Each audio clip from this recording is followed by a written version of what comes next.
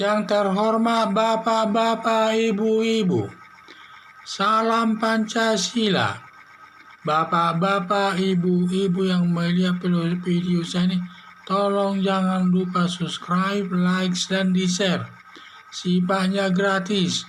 Pada hari Kamis tanggal 26 Agustus 2021 ini, saya akan mengomentari pengurus besar Nahdlatul Ulama mengajak kerukunan beragama, tetapi selalu bilang Alkitab isinya palsu.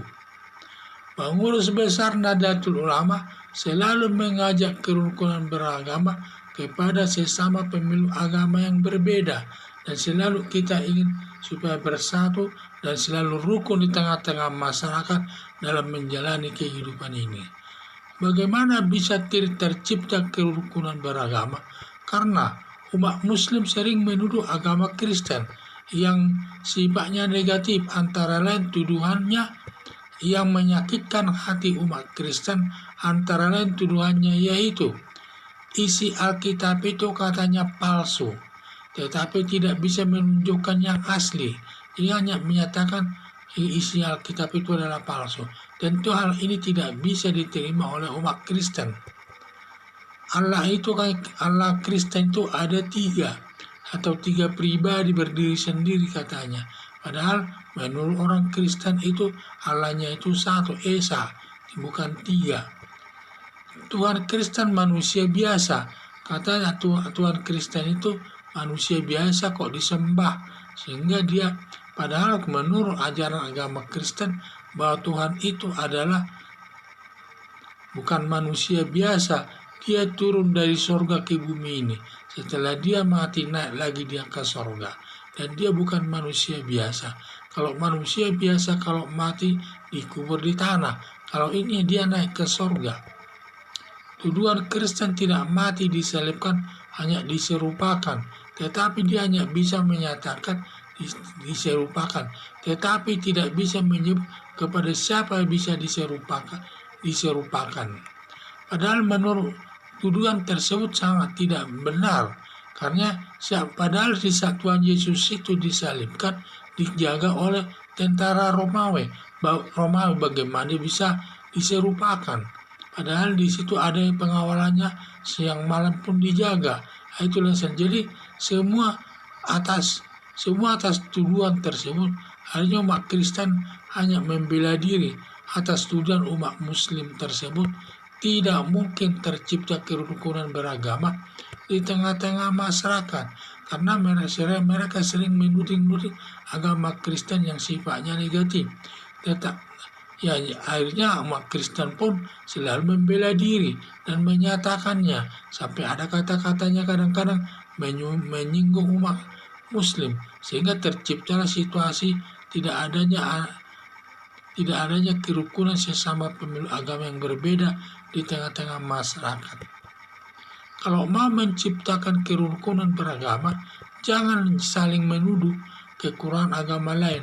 Harus menjalankan sesuai ajaran Islam, yaitu agamamu, agamaku, agamaku.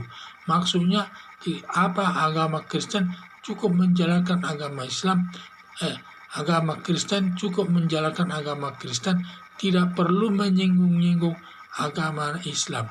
Demikian juga agama Islam hanya menjalankan agama Islam itu tanpa menyebut-nyebut agama Kristen.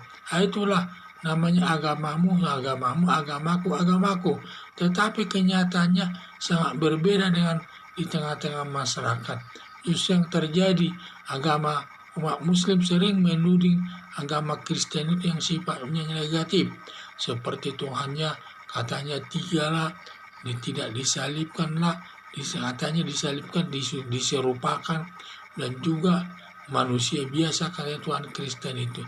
Ya banyak sekali tudingannya yang sifatnya negatif kepada umat Kristen, sehingga umat Kristen juga membalasnya dengan menjawabnya. Dengan menjawabnya dia tentu di samping menjawabnya juga menimbulkan rasa sakit hati daripada umat Muslim itu sendiri, sehingga tidak mungkin tercipta kerukunan beragama di antara pemeluk agama yang berbeda tersebut yang bertentangan dengan falsafah Pancasila dan Undang-Undang Dasar 45. Seharusnya kita harus menjaga kerukunan beragama itu berlandaskan Pancasila sesuai dengan dasar negara Indonesia dan saling menghormati agama lain, dan agamamu, agamaku. Itu harus dipegang teguh prinsip itu. Tetapi hanya kenyataannya sangat berbeda, tidak sesuai dengan ajaran agama Islam itu dilaksanakan. Justru berbeda, banyak menuding agama Kristen itu yang sifatnya tidak baik. Karena sifatnya tidak baik, tentu umat Kristen juga akan membela diri.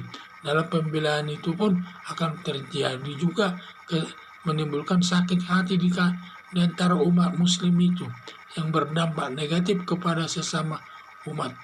Ini akibatnya sesama umat itu sifatnya tidak baik hubungannya, atau sifatnya tidak baik dan tidak damai kehidupannya tengah-tengah masyarakat tersebut.